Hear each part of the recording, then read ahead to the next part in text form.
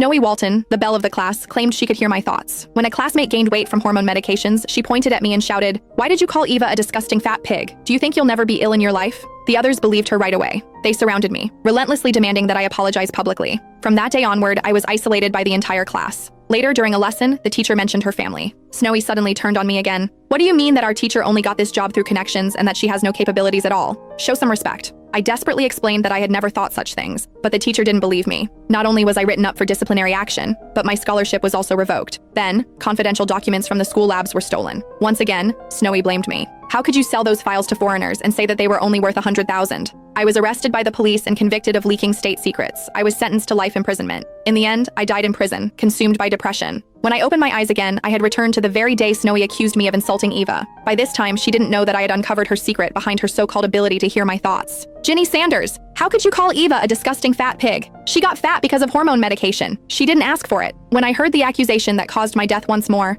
I was in a daze. I subconsciously looked up at Snowie Walton, who was looking at me sternly. Eva Zabel, sitting in the corner, suddenly stood up and glared at me. "Ginny, I've never crossed you. Why must you insult me?" When I heard what she said, I was sure that I had been reborn. In the previous life, I remembered Snowie suddenly pointing at me and accusing me of insulting Eva. Eva was initially 45 kilograms, but due to hormone medication, her body weight doubled. She hated people calling her fat. Everyone in the class knew about this, so they had never once said anything about her weight. I had always stayed silent on this matter too. In fact, I barely spoke to Eva. I immediately stood up and said that I did not do anything. Snowie snickered and said, "Of course you didn't say it, but I could hear your thoughts. I heard you calling Eva a disgusting fat pig." The absurd accusation left me bewildered. Little did I expect that Snowie would try to prove herself. "Why don't we do a little experiment? Everyone, place an item on your table. We'll all head out. Ginny will then pick a few times. No matter what she picks, I'll be able to tell." She added, "That way, this proves that I'm telling the truth. How about that?" I was curious to find out about this as well, so I instantly agreed to it. I started cautiously. I got everyone to switch off their mobile phones and place them in the classroom. I shut the windows and doors tight as well. Still, Snowie could perfectly pinpoint what items I had taken. She even managed to tell the order I took the items. This time,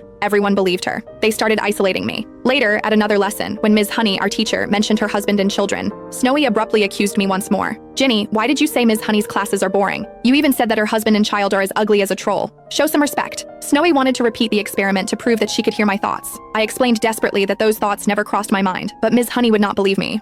Not only was I written up for disciplinary action, but my scholarship and financial aid were also revoked. Not long after, I was known in school for my terrible character. Everyone avoided me like the plague. Just when I thought this would be it until graduation, a few confidential documents were stolen from the school labs. Snowie once again accused me. "How could you sell those documents to foreigners and say that they were only worth $100,000? I was arrested by the police and convicted to life imprisonment for selling state secrets. My parents went around the country trying to clear my name, but they ended up being killed in an accident. As I thought back about how I died tragically in prison in my previous life, I clenched my